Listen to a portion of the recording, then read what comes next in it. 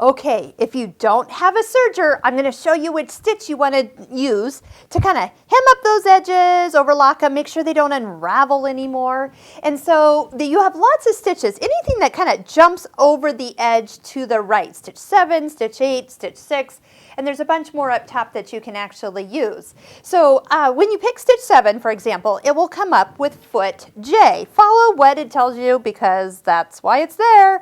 Foot J comes with your machine. It is your overlock foot.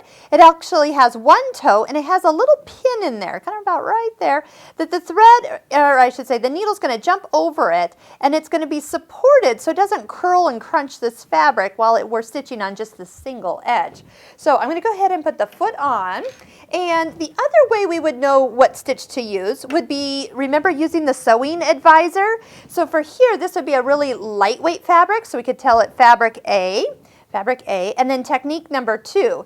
Now this is going to take me to a different stitch, but look, we're still using foot J. So actually, let's use what it recommends, and then we can compare it to the one that I had picked before.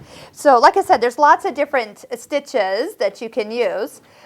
This one is going to kind of stitch over the edge lightly, but I bet if I pick stitch B, fabric B, nope, still same stitch, and same stitch for that one there. Is it the overcast? Yep, overcast and seam will actually get me to that other stitch that I had actually done. And I'll show you why. So let me go ahead.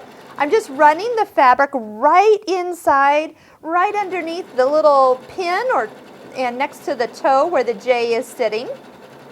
All right, and go ahead and use your cutter. Love that.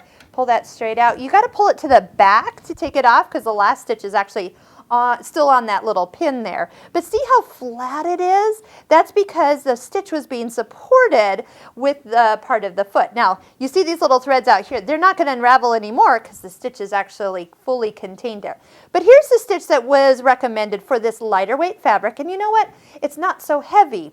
But this stitch is meant for a hem and seam, or an overcast and seam, because it's got the line. That's going to create this seam, which we'll show you as well. So, but just take a look when you tell it what fabric you're using, what technique you're using. It will recommend your foot. It'll take you to the right tension, even tell you what needle to use. Love it.